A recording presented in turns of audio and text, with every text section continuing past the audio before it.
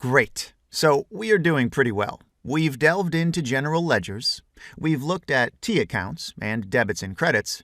We learned about the accounting equation and about the three main financial statements. That's a pretty good start.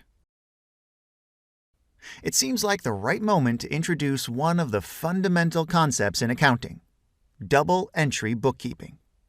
The principle behind it is that every transaction has equal and opposite effects in two or more accounts. This principle guarantees the satisfaction of the accounting equation. So, every time we register an accounting transaction, we need to think of at least two accounts that will be affected by the transaction.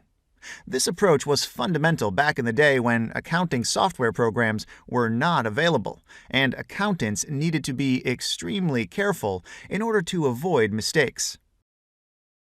Today, things are easier because accounting software assists bookkeepers and accountants in recording and reporting on a firm's financial transactions. It is virtually impossible to make an entry without respecting the double entry principle, as an error message would appear on the screen instantly. Nevertheless, it is important to understand the double entry principle because it is at the core of studying accounting. Let's illustrate it with a simple example. Think of a firm that owns only one asset: $1 million in cash. The firm owns only one asset. Good.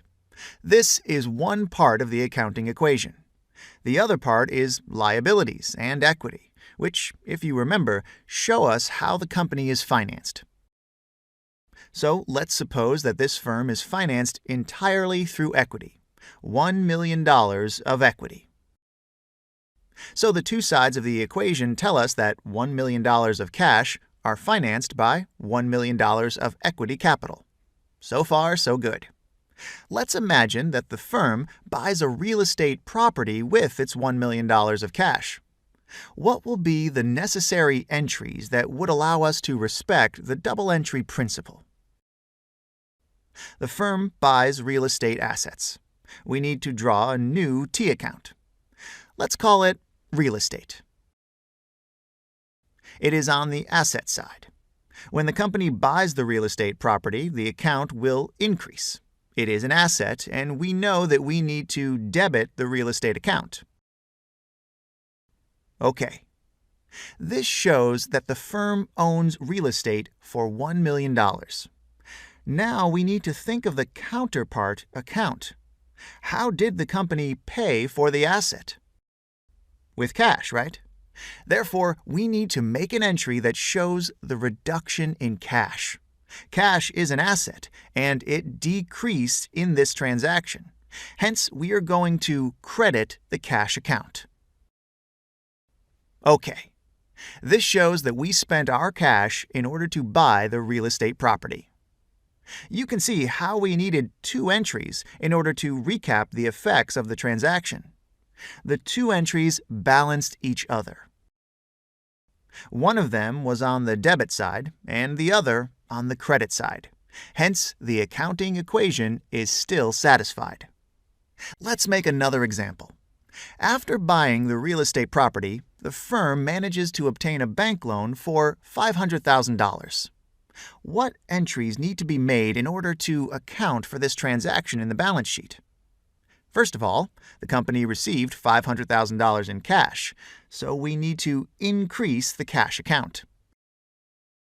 This is an asset, hence we will write $500,000 on the left side of the T account. Very good. We debited the cash account. Now we need to think of a second transaction that will restore the balance in our equation. The firm received a bank loan, right? So now it owes $500,000 to the bank. We need to show this on the balance sheet. It will be on the right side of the balance sheet, given that it is a liability. It will create a new T account: bank loans. When a liability is increased, it needs to be credited, which means that we need to write the number on the right side of the account. $500,000 on the right side of the T account. describing bank loans. Now the accounting equation is satisfied. You can see the double entry principle helps us satisfy the accounting equation at all times. It is one of the golden rules of accounting. This is why we'll have to remember it well.